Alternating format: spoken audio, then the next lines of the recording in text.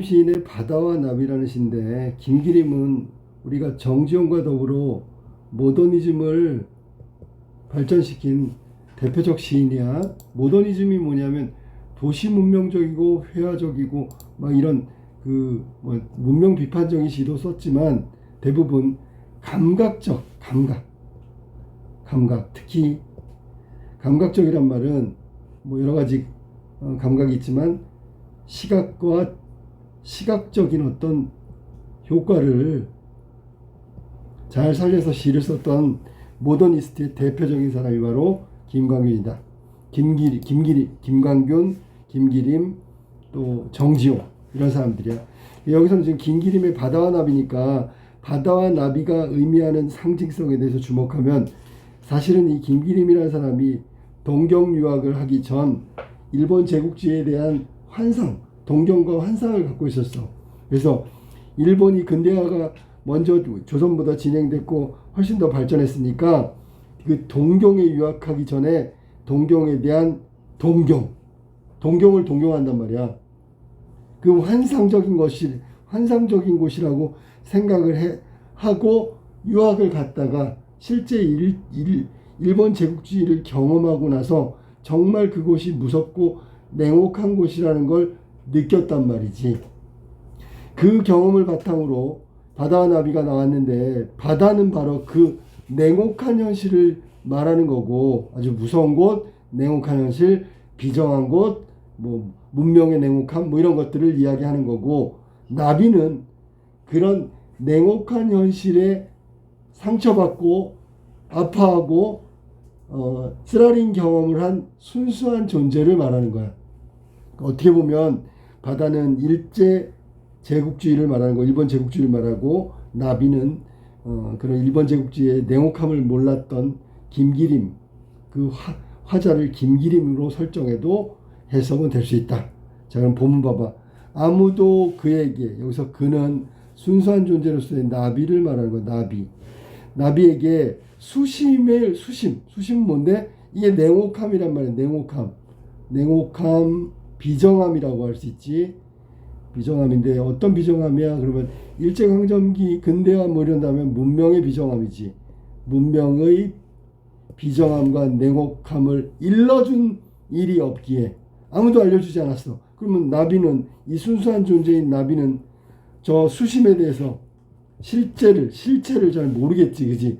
저게 얼마나 무서운 곳인지 모른단 말이야. 흰나비가 바로 그구요. 도무지 바다가 무섭지 않겠지. 바다가 당연히 무섭지 않겠지. 바다라는 것은 문명의 비정함이고 냉혹한 공간인데도 불구하고 수심을 모르니까 무섭지가 않다. 안타 내뭐 좋을까? 이 안타의 느낌은 그냥 객관적인 어떤 표현인 것 같아. 감정을 배제하고, 감정이 없어. 그냥 객관적으로 이야기한 거야. 이런 같은 경우에는 바다가 얼마나 무서운 곳인지를 모르는 순수한 존재로서의 나비에 대한 이야기를 한 거야. 자, 흰나비, 이연으로 갈게. 청무밭. 자, 흰 색깔과 바로 위에 있는 흰나비와 청무밭은 색채의 대비를 말한다. 색채의 대비가 뭐냐면 눈에 잘 띈다는 얘기인데, 미술 시간에 한 것처럼 흰색에 만든 말은 검정색, 이게 아니고 무밭의 청색하고 흰나비, 눈에 구별이 확 된다는 얘기야.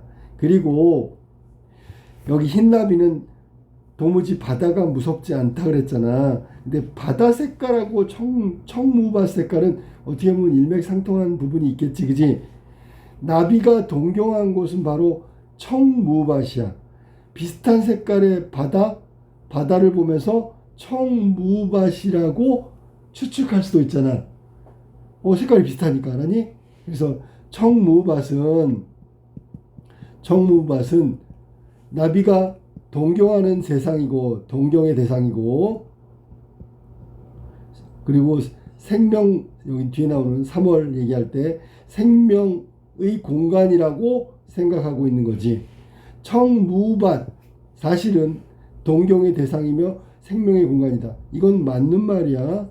근데 이 청무밭하고 비슷한 색깔의 바다를 보면서 청무밭이라고 생각하면 안 되는데, 아무도 수심을 일러준 일이 없기 때문에 바다가 무섭지도 않고 청무밭쯤 된다고 생각한 거야. 그래서 청무밭인가 해서 어디로 내려가? 바다로 내려갔다가는 이란 말이 바다로 내려갔다는 얘기지.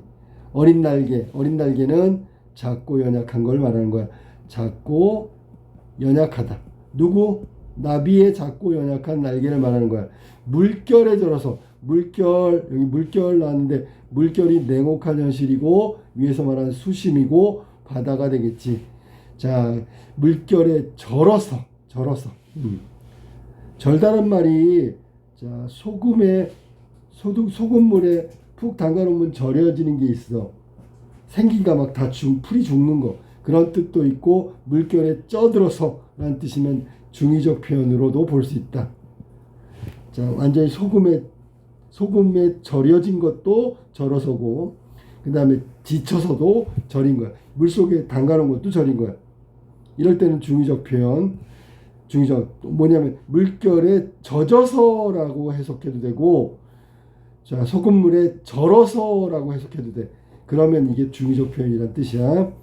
공주처럼, 공주도 역시 저기서 말한 나비고 위에서 말한 그 흰나비, 공주 모두 다 순수하고 연약한 존재를 말하는 거고, 지쳐서 돌아온다. 그러면 지쳐서 돌아온다는 건 좌절을 의미하는 거겠지. 좌절, 지쳐서 돌아온다. 이 말은 좌절을 의미한다. 좌절해서 돌아온다. 그러니까 겉에서 보기에는 굉장히 화려해, 훌륭해.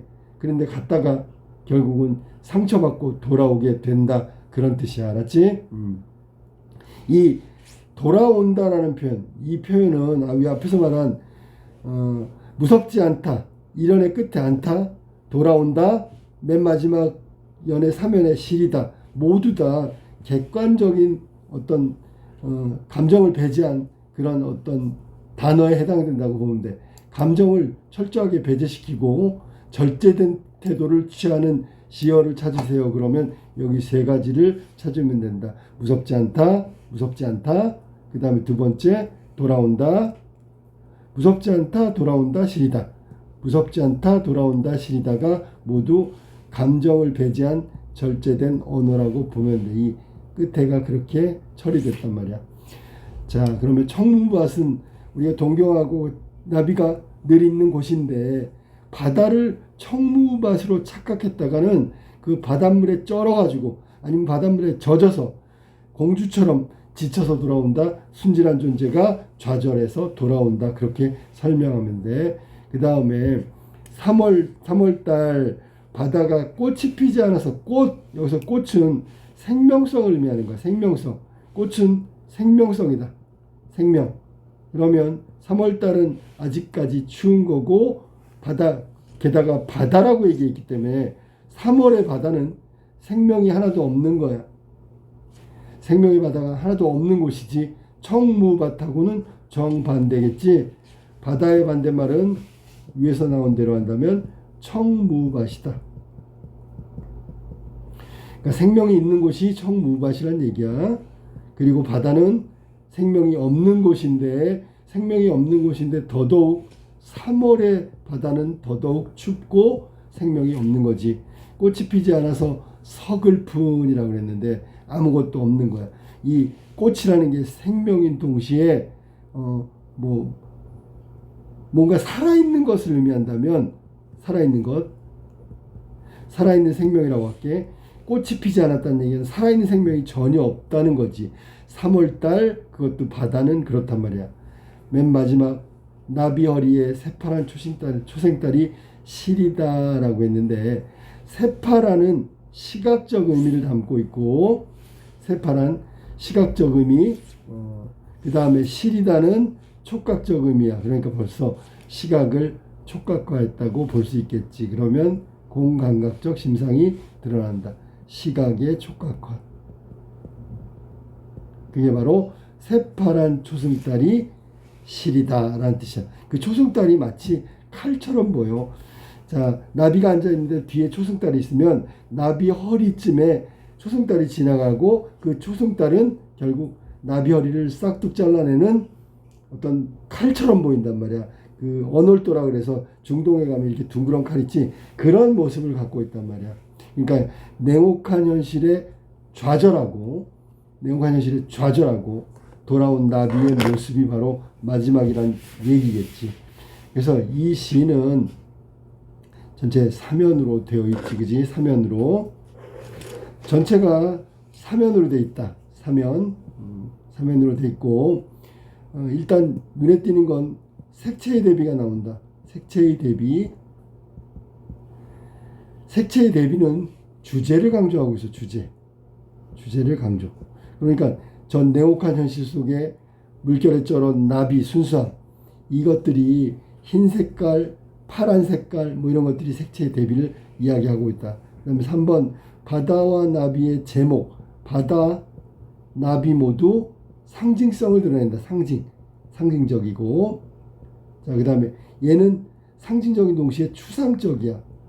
아까 본문 설명할 때도 설명했지만 바다는 냉혹한 현실이고 문명의 비정함이라고 얘기했고, 그거는 추상적인 어떤 상징을 드러내는 거고, 나비도 꽃을 찾아다니는 생물로서의 나비가 아니라 순수하고 연약한 존재로 상징되어 있다라고 생각하면 돼.